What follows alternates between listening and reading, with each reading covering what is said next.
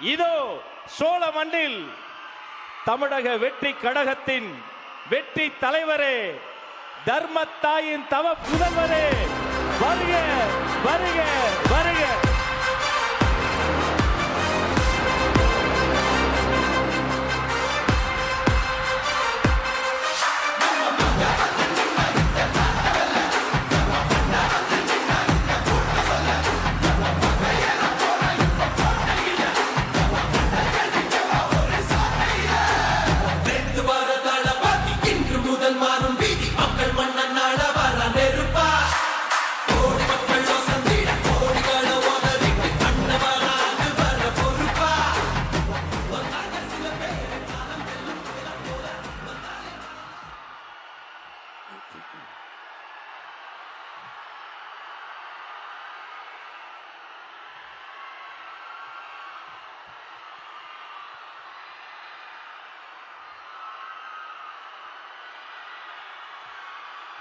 நன்றி நன்றி நன்றி.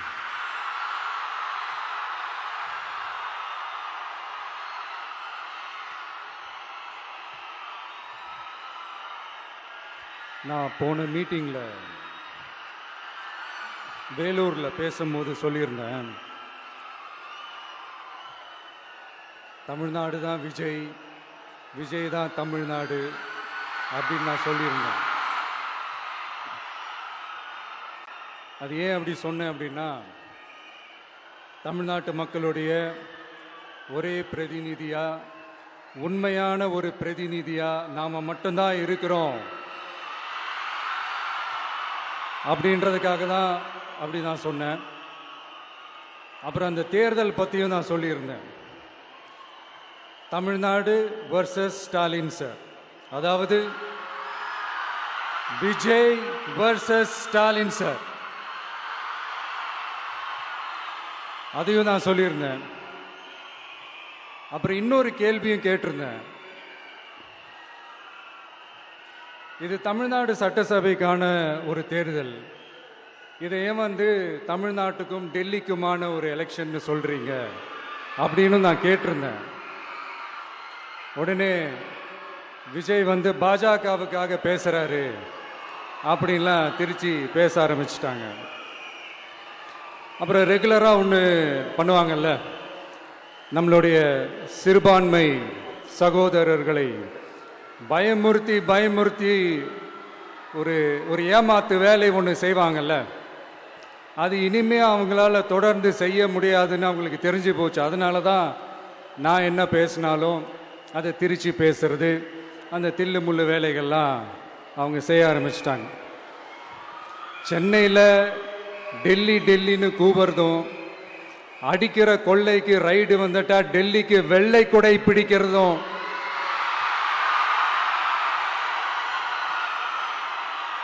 இதெல்லாம் யாருன்னு உங்களுக்கே நல்லா தெரியும்.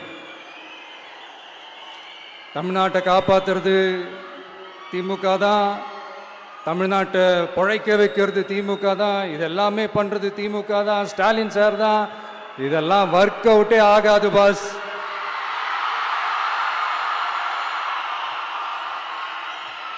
சின்ன பசங்களாம் சொல்ல ஆரம்பிச்சிட்டாங்க, ஓம் சக்தி பராசக்தி, திமுக ஒரு தீய சக்தி.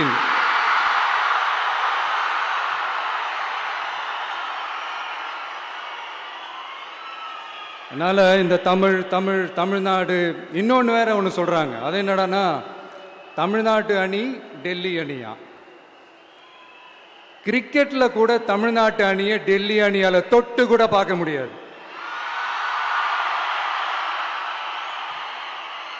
அப்படி இருக்கும்போது கிரிக்கெட்லயும் விசில போடுறது தமிழ்நாடு தான், சிஎஸ்கே.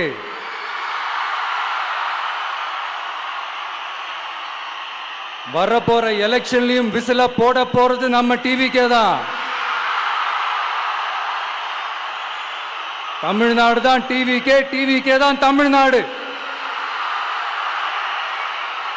இந்த அணி அந்த அணி டெல்லி அணி இதெல்லாம் அனைத்தும் உடைஞ்சி நொறுங்கும், டிவிக்கே அடிச்சு நொறுக்கும்.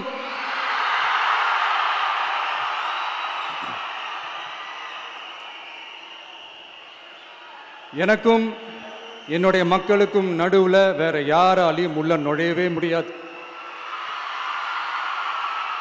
இது ஒரு அம்மா பையன் உறவு, அப்பா புள்ள உறவு, அண்ணன் தங்கச்சி உறவு, அண்ணன் தம்பி உறவு, அக்கா தம்பி உறவு. இது சும்மா ஒரு எலெக்ஷனுக்கு வந்த உறவு அப்படின்னு நினைச்சிடாதீங்க. இது இயற்கையாகவே அமைஞ்ச உறவு. இது எவ்வளவு டீப்பான உறவுன்றது நான் உணர்ந்திருக்கிறேன். அதே மாதிரி நம்ம தமிழ்நாடு மக்களும் இதை உணர்ந்து இருக்கிறாங்க. இன்னும் சிம்பிளா சொல்லணும்னா, மற்றவங்களுக்கு வேணா இது எலெக்ஷன், ஆனா எனக்கும் என்ன நேசிக்கிற மக்களுக்கும் it is an emotion.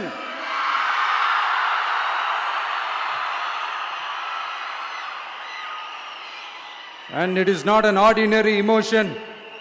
It is a powerful oceanic emotion. இப்படி இருக்கும்போது வீட்டுக்கு வீடு விஜய், தமிழ்நாட்டுக்காக விஜய், வெற்றி பேரணியில் தமிழ்நாடு, இதெல்லாமே 100% இந்த எலெக்ஷன்ல அது ப்ரூவ் ஆகும்.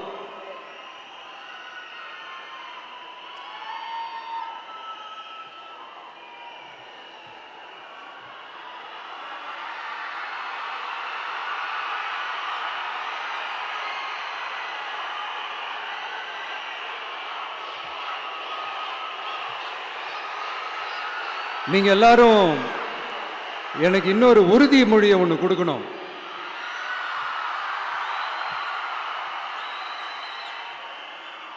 ஊழலற்ற உண்மையான சமூக நீதியை நிலைநாட்ட நம்ம ஆட்சியை அமைப்பீங்க தானே? உங்களை தான் கேட்கிறேன், நம்ம ஆட்சியை அமைப்பீங்க தானே?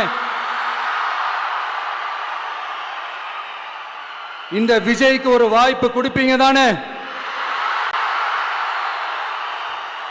உண்மையிலே கொடுப்பீங்க தானே? இந்த விஜய நம்புறீங்க தானே? ஒவ்வொரு வீட்லயும் விசில் சத்தம் கேட்கும் தானே?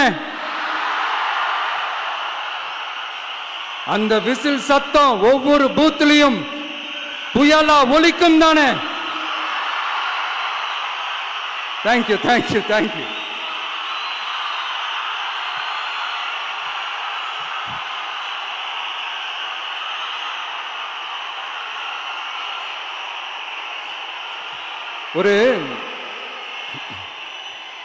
ஒரு டாக்டர் இருக்காருன்னா நாம எப்போ அவரை பத்தி யோசிப்போம்?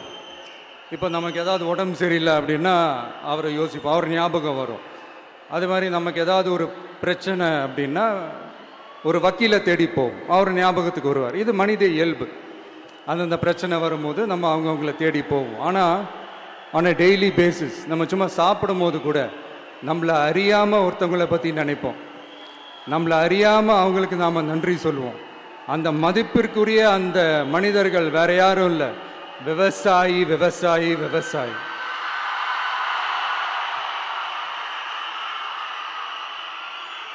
அவங்க பார்க்கறதுக்கு வேணா சாதாரணமா இருப்பாங்க, ஆனா அவங்க சாதாரணமான மனிதர்கள்லாம் கிடையாது.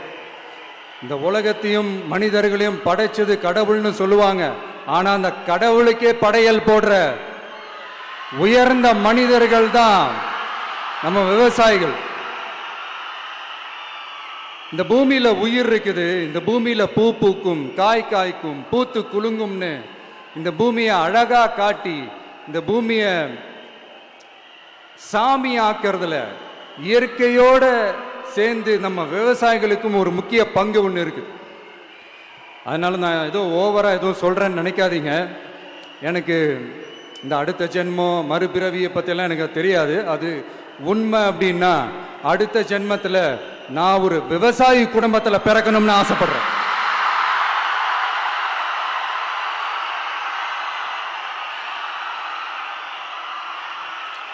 எனக்கு விவசாயத்தை பற்றி டீட்டெயில்டாக தெரியாது தான், நான் ஒத்துக்கிறேன். அதனால மற்றவங்க மாதிரி நானும் டெல்டாக்காரன் தான் அப்படின்னு உங்க காதுல டால்டா ஊத்தலாம் நான் வரல. எனக்கு விவசாயத்தை பத்தி டீட்டெயில்டா தெரியலனா கூட அவங்க படுற கஷ்டங்களை பத்தி எனக்கு நல்லாவே தெரியும்.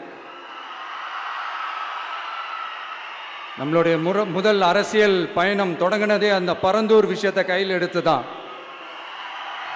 அதனால நம்மளுடைய இந்த ஆட்சி அமைஞ்சதும் தீர்க்க வேண்டிய முக்கியமான பிரச்சனைகள்ல நம்மளுடைய விவசாய பிரச்சனைகளும் ஒன்று. முதல்வர் அவர்களுக்கு இந்த மாதிரி நீங்க அது செஞ்சிட்டேன் இது செஞ்சிட்டேன் அப்படின்னு நிறைய பெருமையா சொல்லிக்கிறீங்களே, ஒரு அடிப்படை ஒரு பிரச்சனையை பத்தி ஒன்று பேசுவோமா? கொஞ்ச நாளைக்கு முன்னாடி ஐநா சபை ஒரு ரிப்போர்ட் ஒன்று வெளியிட்டிருந்தாங்க. அது கூட தினத்தந்தி நியூஸ்ல கூட வந்துச்சு. உடனே கூகுள் பண்ணி எதுவும் தேடாதீங்க, உங்க ஏஜென்சி வச்சு எதுவும் சர்வே கிருவே எடுக்காதீங்க. எதுக்கு உங்களுக்கு சிரமம்? நானே என்னன்னு சொல்றேன். தண்ணீர் திவால் அப்படின்ற அந்த தலைப்புல தண்ணியே இல்லாம திவால் ஆக போகுது அப்படின்ற அந்த கட்டுரை படிக்கும் போது உண்மையிலேயே மனசுக்கு ரொம்ப பகீர்னு இருந்தது. இந்தியாவிலேயே அது முக்கியமாக நம்ம தமிழ்நாட்டில் இன்னும் கொஞ்ச காலத்திலேயே தண்ணியே இல்லாமல் திவாலாக போகுதான். அதுக்கு காரணம் நிலத்தடி நீரை பாதுகாக்காம விட்டது தான் காரணமா. மண்ணையும் மணலையும் கொள்ளையடிச்சா பின்ன வேற என்ன நடக்கும்? மலைகளை முழுகினா பின்ன வேற என்ன நடக்கும்? கனிம வளங்களை கொள்ளையடிச்சா பின்ன வேற என்ன நடக்கும்? இந்த மணல் கொள்ளையில ஈடுபட்டவங்கள மேல நீங்க சரியா நடவடிக்கை எடுக்கலன்னு அது போதுமானதாக இல்லை அப்படின்ட்டு சென்னை உயர்நீதிமன்றம் சொன்னிச்சே, மறந்துட்டீங்களா? இந்த மணல் கொள்ளை, கனிம வள கொள்ளை, இதுக்கெல்லாம் காரணம் மணல் மாஃபியா குரூப் தான் மதுரை உயர்நீதிமன்றம் அந்த கிளை சொன்னிச்சே, அதை மறந்துட்டீங்களா? இந்த மணல் மாஃபியா குரூப்புக்கு ஆதரவு அளிக்கிறது யாரு? உங்க திமுக கவர்மெண்ட் தானே. அது இல்லைன்னு சொல்ல முடியுமா? அவங்களோட டீலிங்ல இருக்கிறது யாரு? நீங்க தானே. அது இல்லைன்னு சொல்ல முடியுமா? தண்ணி திவாலாக போகுது, மணல் திவாலாக போகுது, கனிம வளம் திவாலாக போகுது. மொத்தத்தில் உங்க ஆட்சியில தமிழ்நாடு திவாலாக போகுது. கடன் மேல கடன் வாங்கிட்டு உங்க கவர்மெண்டே குப்பராட்சி படுத்துக்குச்சு. உங்ககிட்ட பேசுறதும் ஒண்ணுதான். சரி, அதை விடுங்க.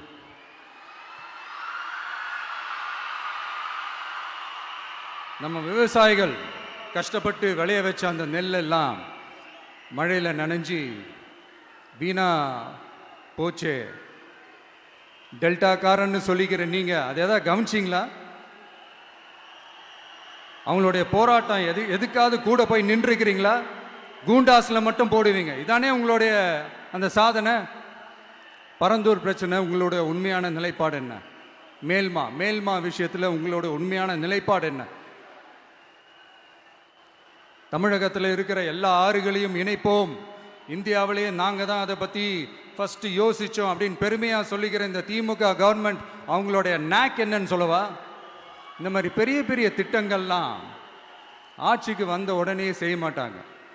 அந்த ஆட்சி முடிகிற டைம்ல, அந்த கடைசி 6 மாசம், அந்த 1 வருஷம், அந்த 1.5 வருஷத்துல அதுக்கான திட்டத்தை கொண்டு வருவாங்க, அதுக்கான அடிக்கலை நாட்டுவாங்க. அதுக்கப்புறம் எலெக்ஷன் வரும், தோத்துருவாங்க.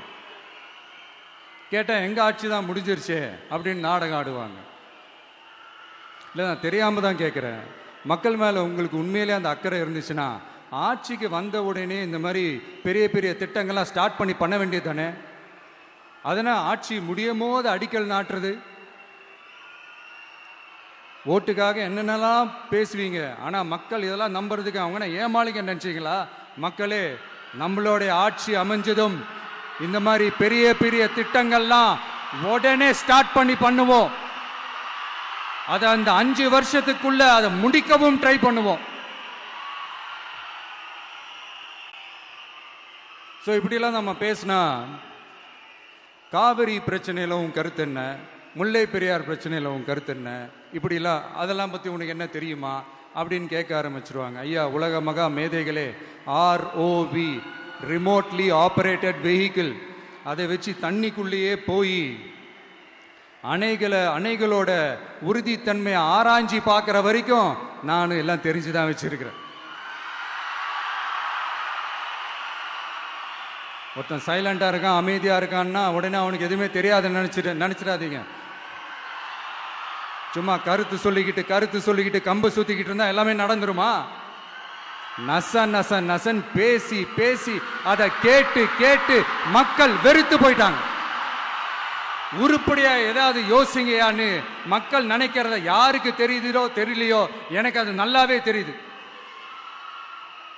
உரிய இடத்துக்கு போய் சம்பந்தப்பட்டவங்களோட பேசி அதுக்கான சொல்யூஷன் என்னன்னு தெரிஞ்சுக்கிட்டு அதை ப்ராப்பரா எக்ஸிக்யூட் பண்ணணும். அடுத்து நம்மளுடைய கடல் விவசாயிகளான நம்மளுடைய மீனவர்களுடைய பிரச்சனைக்கு அப்பப்போ எந்திரிச்சு கடிதம் எழுதிட்டு திரும்ப தூங்க போயிடுவார்.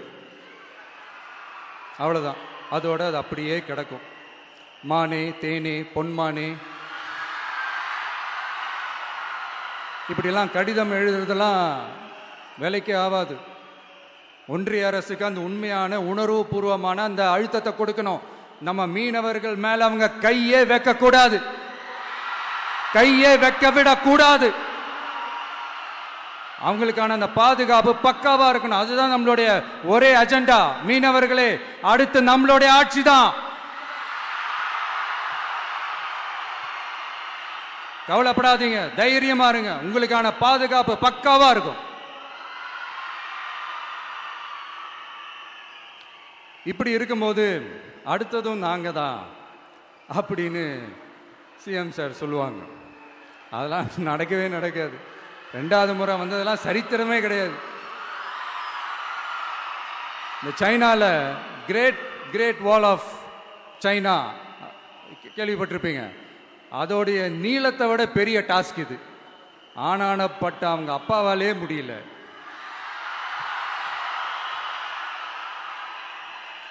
நான் முன்னாடியே சொன்ன மாதிரி உரிய இடத்துக்கு போய் சம்பந்தப்பட்டவங்களோட பேசி அதுக்கான சொல்யூஷன் என்னன்னு தெரிஞ்சுக்கிட்டா அதை எக்ஸிக்யூட் பண்ணுறது தான் ஒரு தெளிவான அரசியல். சும்மா ஆறுதல் சொல்கிறதெல்லாம் தெளிவான அரசியல்லாம் கிடையாது. அதெல்லாம் ஒரு ஹம்பக் அரசியல். அரசியலுக்கு வந்துட்டா கலெக்ஷன் பார்க்கலாம் அப்படின்றதெல்லாம் அரசியல் கிடையாது. உண்மையிலே மக்களுக்கான அந்த உழைப்பு இருக்கணும். அதனால தான் நாம் அரசியலுக்கு வந்திருக்கிறோம். இது எதிரிங்களுக்கு நல்லாவே தெரியும். அதனால தான் நம்மளை சுற்றி அத்தனை சதிகள். அதில் முக்கியமான சதி என்ன தெரியுமா? இதை பாரு, ஒன்று நீ இல்லைனா நான் இல்லைனா நீ இல்லைனா நான். நமக்குள்ள வேற எவனும் நடுவில் வந்துடக்கூடாது. நாம 2 பேரால மட்டும்தான் மக்களை ஈஸியா ஏமாத்த முடியும். இந்த விஜய் வந்ததுனால நமக்கு பொழப்பே போச்சு. மக்கள் வேற அவனை தான் நம்புறாங்க. நாம வெளியே அடிச்சுக்கிற மாதிரி அடிச்சுக்கிட்டாலும் உள்ள நம்மளுடைய டீலிங் பக்காவா இருக்கணும். மக்களோட ஃபீலிங்ஸை பத்திலாம் நமக்கு கவலை இல்லை. நமக்கு டீலிங் தான் முக்கியம்.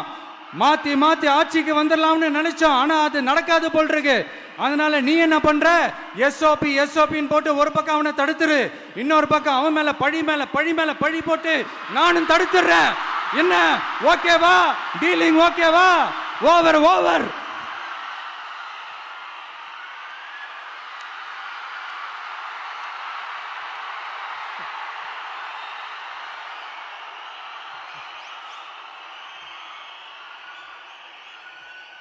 இல்லைங்க, உண்மையிலேயே சிரிக்கிறதா என்ன பண்றதுன்னு எனக்கு தெரியல. உண்மையிலே இப்படிதான் இருக்கு அவங்க டீலிங்லாம்.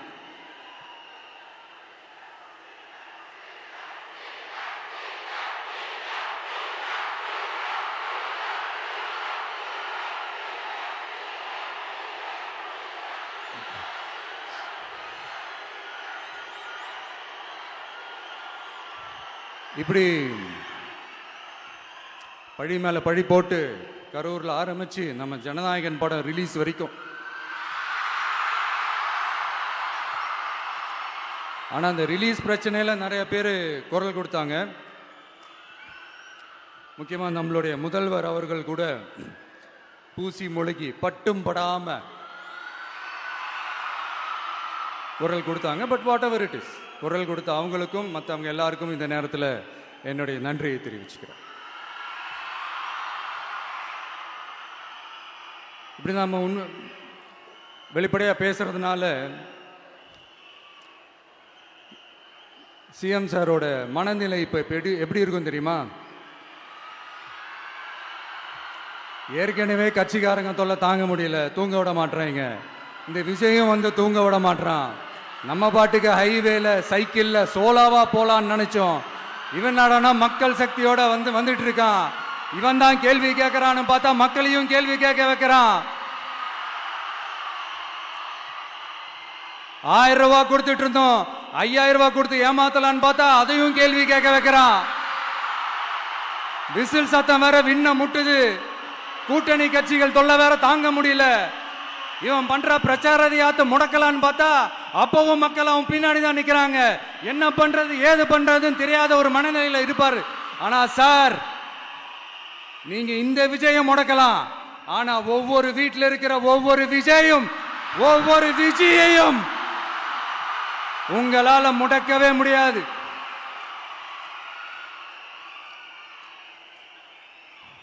அவங்களாம் ஆல்ரெடி பிரச்சாரத்தை ஸ்டார்ட் பண்ணிட்டாங்க சார். வீட்லயே குடும்பமா இறங்குவாங்க பாருங்க பிரச்சாரத்துக்கு. அப்ப உங்களால மட்டும் இல்ல, எந்த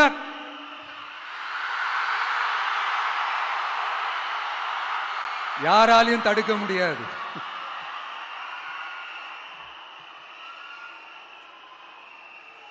நம்ம டவுன் சவுத்துல ஒரு ஊர்ல உங்க அப்பாவுக்கு வெங்கல சிலை வைக்கணும்னு ட்ரை பண்ணீங்கல்ல, அதுக்கு சுப்ரீம் கோர்ட் என்ன சொன்னாங்க? மக்களோட பணத்துல யாருக்கு புகழ் பாட பாக்குறீங்க அப்படின்னு கேட்டாங்கல்ல. அதுக்கு என்ன அர்த்தம் தெரியுமா? ஊராம் வீட்டு நெய்யில உங்க வீட்டுக்கு ஸ்வீட் செய்யாதீங்க. எப்படி? ஊராம் வீட்டு நெய்யில உங்க வீட்டுக்கு ஸ்வீட் செய்யாதீங்கன்னு அர்த்தம். மக்களோட ஒரு அடிப்படை வாழ்வாதாரத்துக்கு ஏதாவது பிரச்சனைக்குன்னு கேட்டா நிதி சுமைன்னு சொல்றீங்க. செலை வைக்கிறதுக்கு மட்டும் எங்கிருந்து சார் காசு வருது?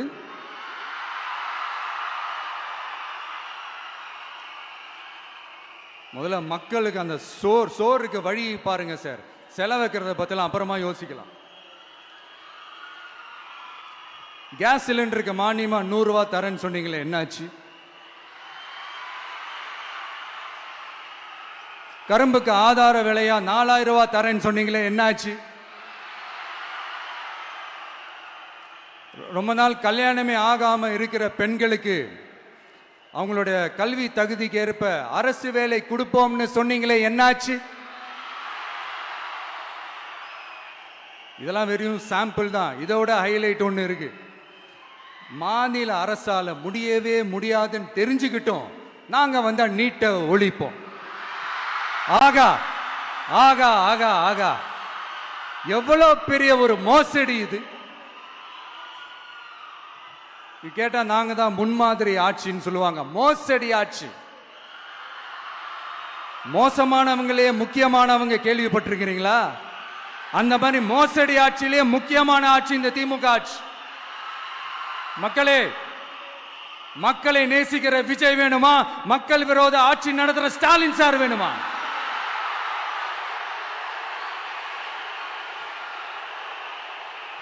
இந்த விஜய் நம்புறீங்களா, ஸ்டாலின் சார் நம்புறீங்களா?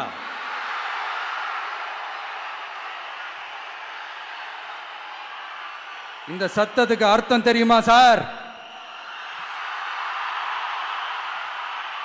ஸ்டாலின் தொடரட்டும் அப்படின்னு அர்த்தம் கிடையாது. தீய சக்தி திமுக ஆட்சி மறையட்டும், தூய சக்தி டிவிகே ஆட்சி வரட்டும். நானும் உதிக்கட்டும்னு சொல்லாம்னு நினைச்சேன், பார்த்தா அதை வேற திருச்சி பேச ஆரம்பிச்சிருவாங்க. திருநெல்வேலியில், நாங்குநேரியில் இப்போ ரீசெண்டா ஒரே லைன்ல சொல்லணும்னா, நம்ம நண்பர் ஒருத்தர் ட்வீட் போட்டிருந்தாரு, அதையே சொல்றேன். ஸ்டாலின் தொடரட்டும், சட்டம் ஒழுங்கு சந்தி சிரிக்கட்டும். இதுதான் அந்த பிரச்சனைக்கு ஒரே லைன்.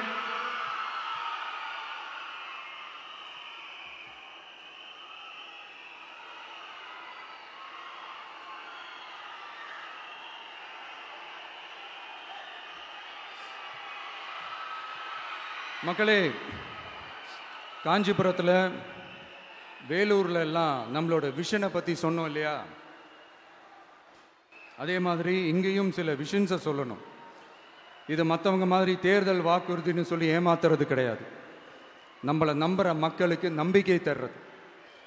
நம்ம ஆட்சிக்கு வந்ததும் இதெல்லாம் செய்ய நடவடிக்கை எடுப்போம்னு சொல்றது. டெல்டா விவசாயிகள் சமீபத்தில் கூட உரத்தட்டுப்பாட்டை சந்திச்சிங்கல்ல, சில பேர் உரத்தை பதுக்கி வச்சு அதிக விலைக்கு விற்றதா நியூஸ்லாம் கூட வந்துச்சு. நம்ம டிவிக்கு ஆட்சி வந்ததும் உரத்தட்டுப்பாடு இல்லாம பார்த்துக்குவோம். 5 ஏக்கர் வரை நிலமுள்ள விவசாயிகள் வேளாண் கூட்டுறவு வங்கிகளில் வாங்கிய பயிர் கடன் முழுமையாக ரத்து செய்வதற்கும் 5 ஏக்கருக்கு மேல் உள்ள விவசாயிகள் வேளாண் கூட்டுறவு வங்கிகளில் வாங்கிய பயிர்க்கடன் 50% வரை ரத்து செய்வதற்கான சாத்திய கூறுகளை ஆராய்ந்து உறுதியாக நடவடிக்கை எடுப்போம். திமுக மாதிரி எல்லாருக்கும்னு சொல்லிட்டு அதுல தகுதி பிக்ஸ் பண்ணி பாகுபாடு காட்டி ஏமாற்ற மாட்டோம். எல்லாத்தையும் வெளிப்படையாக சொல்லுவோம். 2 ஏக்கர் வரை நிலமுள்ள விவசாயிகள் மற்றும் நிலமற்றவர்கள் குடும்பத்தில் யாரும் மாநில மற்றும் ஒன்றிய அரசு ஊழியராக இல்லாமல் இருக்கும் பட்சத்தில் அவர்களின் குழந்தைகளின் பொறியியல் மற்றும் மருத்துவம் உள்ளிட்ட தொழிற்கல்வி முதல் அனைத்து வகை படிப்புகளுக்குமான முழு செலவையும் அரசே ஏற்கும்.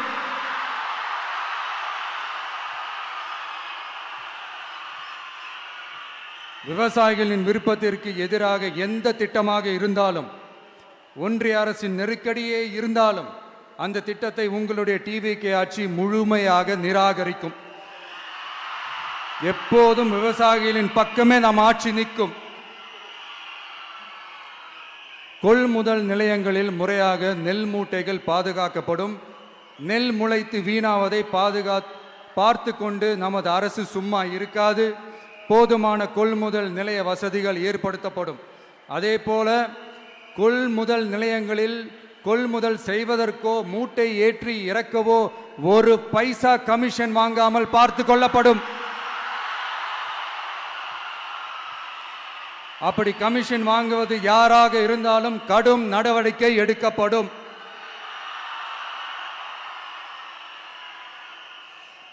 ஐநூறு ரேஷன் கார்டுகளுக்கு 1 ரேஷன் கடை என்ற வரையறை நிர்ணயிக்கப்படும். கிராமங்களிலும் எடையாளர் நியமிக்கப்படுவார். பெண் விற்பனையாளருக்கு பெண் எடையாளர், ஆண் விற்பனையாளருக்கு ஆண் எடையாளர் என்பது பின்பற்றப்படும்.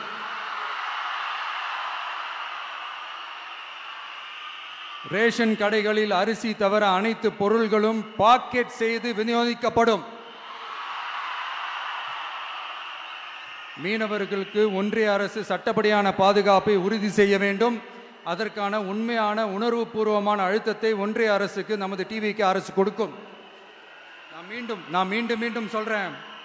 கல்வி, மருத்துவம், ரேஷன், குடிநீர், சாலை வசதி, பஸ் வசதி, இது மாதிரி அடிப்படை விஷயங்களுக்காகத்தான் நம் அரசு முதல்ல முக்கியத்துவம் கொடுக்கும். எனக்கு நம்மளோட குழந்தைகள், நம்ம பெண்கள், நம்ம இளைஞர்கள் லைஃபுக்கு முன்னுரிமை கொடுக்கணும். அரசு வேலை வாய்ப்புகள் மட்டும் இல்லாம தனியார் வேலை வாய்ப்புகளுக்கான வழியையும் உத்தரவாதத்தையும் உருவாக்கணும். அப்படி நாம் உருவாக்கிட்டாலே அவங்களுக்கான ரூட்டை நம்ம இளைஞர்கள் அவங்களே தேர்ந்தெடுத்துப்பாங்க. இத்தனை கோடி அத்தனை கோடி ஒப்பந்தம்னு சொல்லி விளம்பரம் மட்டும் செய்யாம உண்மையான ஒப்பந்தம் போட்டு வெள்ளை அறிக்கை வெளியிட்டு அதை செயல்படுத்தினாலே போதும், எல்லாம் தன்னாலே நடக்கும். இங்க என்னனையும் சொல்ல நினைக்கிறேன். இங்க அடுத்து நாங்க தான் நெஞ்ச நிமித்திரி கூவுற யாராச்சும் நாங்க ஊழலே செய்யாதவங்கன்னோ ஊழல் செய்யவே மாட்டோம்னோ நெஞ்ச தொட்டு மனசாட்சியோட சொல்ல முடியுமா? ஆனா நாம இன்னைக்கு இல்ல, ஆட்சிக்கு வந்ததுக்கு அப்புறமும் ஓப்பனா தில்லா கட்ஸா சொல்லுவோம். ஊழல் லஞ்சம் இல்லாத ஒரு ஆட்சியை கொடுக்க உண்மையா ட்ரை பண்ணாலே போதும், எல்லாம் தன்னாலே நல்லா நடக்கும். எல்லாரும் கொஞ்சம் கை இப்படி வைங்களேன். எங்க ஓட்டு எங்க உரிமை. எங்களை யாரும் விலைக்கு வாங்க முடியாது. எங்க ஓட்டு விசில் சின்னத்துக்கு தான். யாரையும் நம்பி ஏமாற மாட்டோம். எங்க வார்த்தையிலிருந்து மாற மாட்டோம். இது நிஜம். தேங்க்யூ.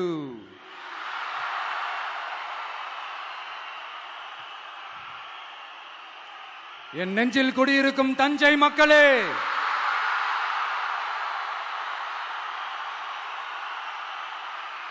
என் நெஞ்சில் குடியிருக்கும் வேலூர் மக்களே, வேலூர்ல இதை நான் சொல்ல மறந்துட்டேன், சாரி. உங்களுக்காக இங்க நான் சொல்றேன், உங்களோட நான் இருக்கேன், நம்மளோட நம்ம மக்கள் இருக்கிறாங்க. இதுக்கு மேல என்ன வேணும்? கான்பிடென்ட்டா இருங்க, நல்லதே நடக்கும், வெற்றி நிச்சயம். மீண்டும் சந்திக்கும் வரை நன்றி, வணக்கம்.